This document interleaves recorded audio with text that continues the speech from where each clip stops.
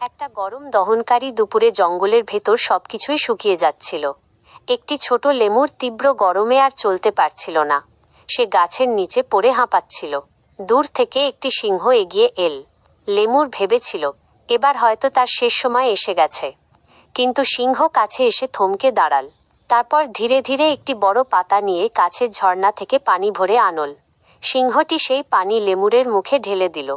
কয়েক চুমুক পানি খেতেই লেমুরের চোখে প্রাণ ফিরে এল।